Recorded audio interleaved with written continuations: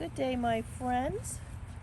Let's talk about this very interesting phenomenon that occurs when you feed horses hay and is essential in the cold weather and winter months. Look how Fleur's eyes are so sweet. Not only does hay pacify horses, but it also keeps them warm. Let me explain that. Let's get into it a little bit. So I just came out here and gave them their first flake of the day. So as you can see, all 6 of them have a flake. 6 horses, 6 flakes. They might move around a little bit. That's fine. That's just re-establishing herd hierarchy, dominance, all that sort of thing. But they're really quiet today. Look at the pretty foliage. Woo. Anywho, we live in Northeast Georgia. So the past couple of nights it has been below freezing, which isn't super common here, but it's going to be cold again tonight. I wanted to talk to you about hay. This is just ryegrass hay. It's grown locally by a local hay farmer. He also raises Black Angus cattle. But we also feed alfalfa hay to some of the horses. Fleur gets alfalfa, Jax gets alfalfa. But what I really, really want to get into today is how the hay works to warm horses up in the winter time. So horses have a very long, big, intricate digestive system. So inside this horse's body, they have the stomach that holds about 3 scoops of feed. If you've ever seen a feed scoop, that is the maximum capacity. Everybody thinks horses can eat so much. They do eat a lot, and they're supposed to forage or eat forage constantly. Forage means grass or hay. Fiber is what they need. But what happens here is the food that goes into a horse's stomach will make it all the way to the hind gut within 3 hours. That's extremely fast considering the size and length of a horse's digestive tract. So you've got the stomach that holds 3 scoops of feed, and then you have the small intestines. The small intestines are 70 to 100 feet long, and then you have the large colon and the cecum and the colon, or the large intestine, cecum, colon. So the colon holds up to 12, it's about 12 feet long and 4 inches in diameter. And of course, all of that stretches and expands. The cecum can hold up to 12 gallons. And that is a massive digestive system. And of course, with horses, if you don't already know this fun fact, horses do not throw up. They cannot throw up. So whatever they ingest has to go out the back end. And that's partly why horses have issues with colic. So hay, when it starts making its way back to the hindgut, the process of fermentation creates heat. It's like a little furnace in there.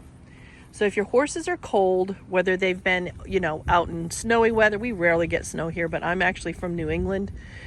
It is really cold there for months on end. Some of you are out there in the Dakotas, and some of you live in Canada. The UK is pretty cold at this time of the year. Hay is going to warm up your horses.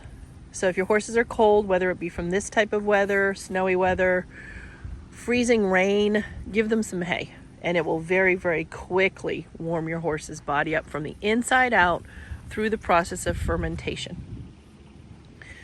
And that's it. If you guys have any questions or comments about how that works, it's really a fast process.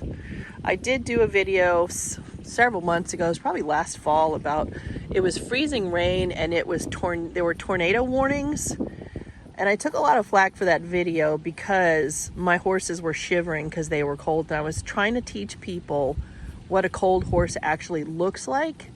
And horses do not commonly shiver, but if they get to the point of shivering, of course, shivering is a method that our bodies use too to warm up our bodies. It's a method that their body will use to warm themselves up too. But I was trying to teach people that hay is an excellent way to warm up horses. Not everybody has a stall, not everybody has a barn, not all horses can go into any type of a shelter. Some horses just live out in pastures.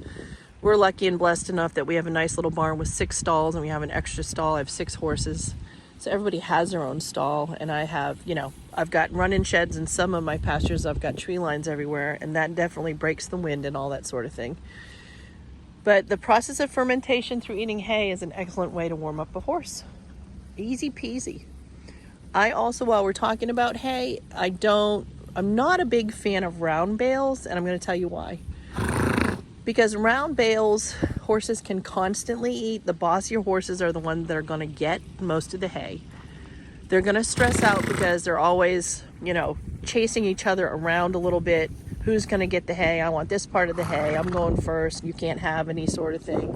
So there's a lot of stress involved. Also, I feel like they destroy the ground and the pasture where the round bales are. And when hay gets wet, it will mildew. And that is not at all good for horses. It is an easier, less expensive way to feed horses if your horses are just out in pastures. I personally am just not a fan, and those are my reasons for it. You do you, I'll do me.